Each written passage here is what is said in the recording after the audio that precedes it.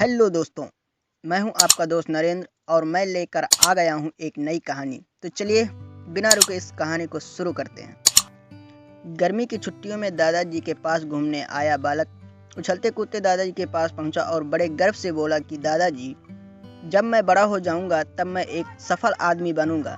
क्या आप सफल होने के कुछ उपाय बता सकते हैं? दादाजी हाँ में सर हिला दिया और बिना कुछ कहे लड़के का हाथ पकड़ा और उसे करीब की पौधशाला में ले गए। वहां जाकर दादाजी ने 2 छोटे छोटे पौधे खरीदे और घर वापस आ गए। वापस आकर उन्होंने एक पौधा घर के बाहर लगा दिया और दूसरा पौधा गमले में लगाकर घर के अंदर रख दिया।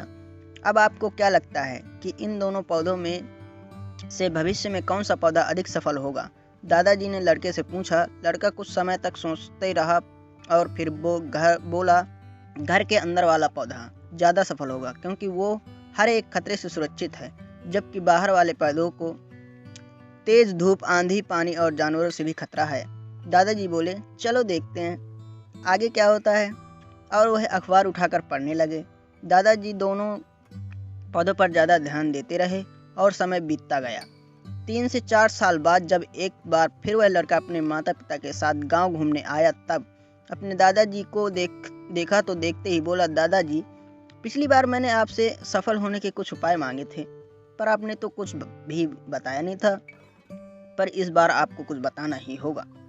दादाजी मुस्कुराए और लड़के को उस जगह ले गए जहां उन्होंने गमले में पौधा लगाया था। अब वह पौधा एक पेड़ में बदल चुका था। लड़का बोला, देखा दादाजी, मैंने कहा था ना कि ये वाला पौधा ज़्यादा सफल होगा। दादाजी ने बोला कि अरे पहले बाहर वाले पौधे का हाल तो देख लो। और ये कहते हुए दादाजी लड़के को बाहर ले गए। बाहर एक विशाल पेड़ गर्व से खड़ा था। उसकी शाखाएं दूर तक फैली हुई थी और उसके छांव में खड़े राहगीर आराम से बातें कर रहे थे। अब दादाजी ने पूछा, बताओ कौन सा पौधा ज्यादा सफल हुआ? लड़का कुछ शर्माते हुए बोला, बाहर वाला।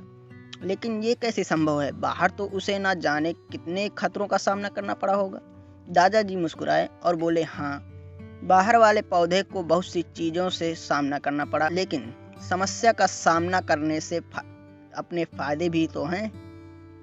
बाहर वाले पौधे के पास आज़ादी थी कि वह अपनी जड़ें जितनी चाहे उतनी फैला ले, अपनी शाखाओं से आसमान को छू ले। और तुम जिस आंधी तूफान से इस पेड़ के लिए मुसीबत समझते थे, उसी आंधी तूफान ने ही इस पेड़ की जड़ों को इतना मजबूत बना दिया कि आज एक छोटा सा आंधी तूफान इस पेड़ का कुछ भी नहीं बिगाड़ सकता। बेटे, अब जो मैं तुम्हें बताने वाला हूँ उसे अगर तुमने अपने अंदर बैठा लिया तो तुम जिंदगी में जो भी करोगे उसमें सफल हो जाओगे। उन्होंने बोला कि अगर तुमने जीवन भर सिर्फ अच्छे विकल्पों को ही चुनते रहोगे तो तुम कभी भी उतने सफल नहीं हो पाओगे जितनी तुम्हारी क्षमता है।